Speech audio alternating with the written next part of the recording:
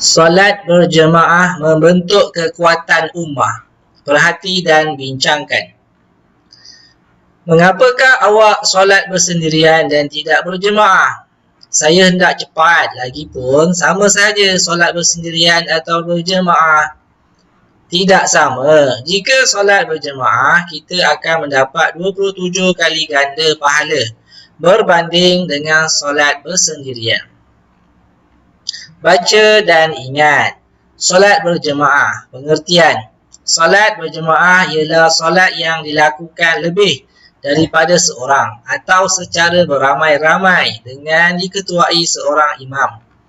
Lafaz dan niat sebagai imam, usalli fardhu subhi raka'ataini adaan imaman lillahi ta'ala, sahaja aku salat fardu subuh 2 rakaat tunai sebagai imam kerana Allah Ta'ala.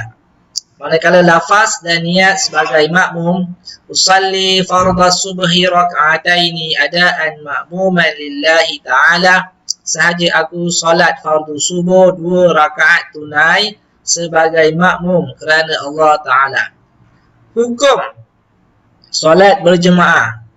1. Fardu kifayah bagi solat fardu, manakala fardu ain bagi solat Jumaat.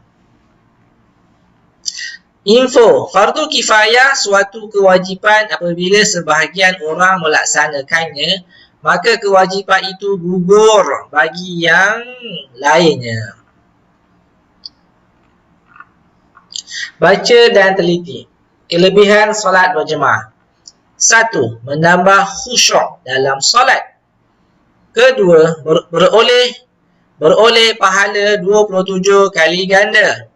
Ketiga, dicintai oleh Allah Subhanahu wa taala dan Rasulullah sallallahu alaihi wasallam. Keempat, mengukuhkan ukhuwah sesama umat Islam. Yang kelima, mendapat keberkatan di dunia dan di akhirat. Kepentingan solat berjemaah. 1. Meningkatkan semangat berpasukan dan kerjasama. Kedua, membentuk diri berdisiplin dan mematuhi ketua. Ketiga, melatih diri menepati masa. Dan yang keempat, menambah rasa kasih sayang dan menghormati tanpa mengira darjat. Info. Berdasarkan sabda Nabi Muhammad SAW, solat berjemaah itu lebih afdal, iaitu lebih baik daripada solat bersendirian dengan 27 kali darjat. Riwayat Al-Bukhari dan Muslim. Nilai murni, disiplinkan diri, keredaan dicari. Seterusnya, baca dan hayati syarat-syarat sah solat berjemaah. 1. Perbuatan zahir imam dan makmum sama. Kedua, makmum mengikut imam. Takbir mesti terkemudian daripada takbir imam. Perbuatan lain tidak mendahului imam melebihi 2 rukun tanpa keuzuran. 3. Makmum mengetahui pergerakan imam. Yang keempat, makmum dan imam berhimpun dalam satu tempat tanpa berpisah. Yang kelima, makmum tidak tertinggal daripada mengikut pergerakan imam sebanyak 2 rukun tanpa keuzuran atau 3 rukun panjang dengan keuzuran. Yang keenam, perbuatan sunat makmum dan imam tidak bercanggah secara ketara kecuali kunut. Yang ketujuh, makmum berniat mengikut imam. Ke-8, makmum yakin solat imam sah. Ke-9, solat imam bukan dalam kategori solat yang wajib diulang. Yang ke-10, martabat imam dari sudut jantina tidak kurang daripada makmum. Yang ke-11, imam tidak ummi, sedangkan makmum pula baik bacaannya. Yang ke-12, imam yang diikuti tidak mengikut imam lain.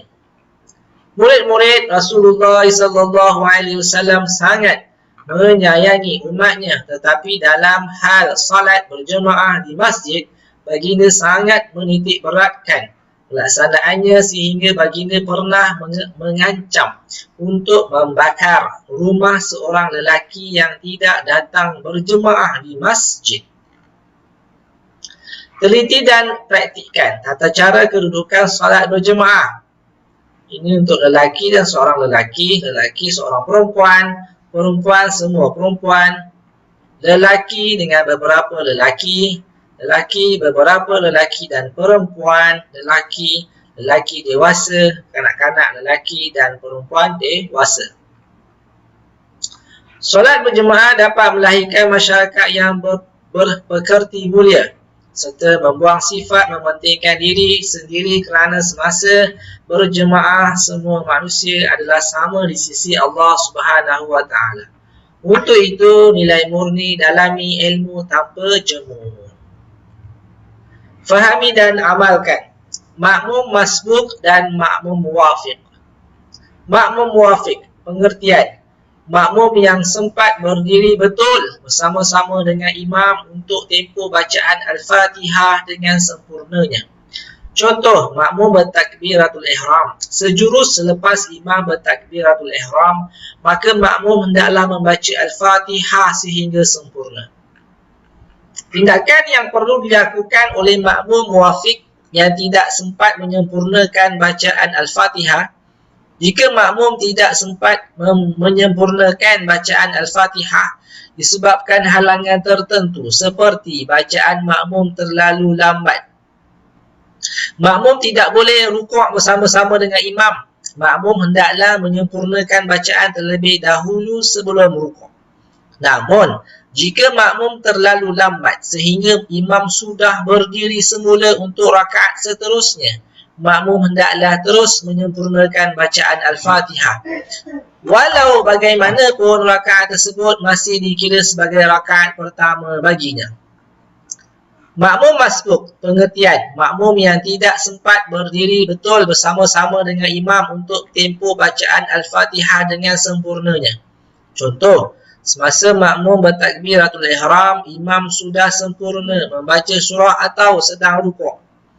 Tindakan yang perlu dilakukan oleh makmum, makmum terus bertakbir sambil berniat, berdiri sekejap dan terus rukuk bersama-sama dengan imam. Jika makmum sempat rukuk serta tamakninah bersama-sama dengan imam, makmum memperoleh rakaat tersebut. Bacaan Al-Fatihah makmum dianggap selesai dengan bacaan imam. Jika makmum tidak sempat melakukannya, makmum tidak memperoleh rakaat tersebut.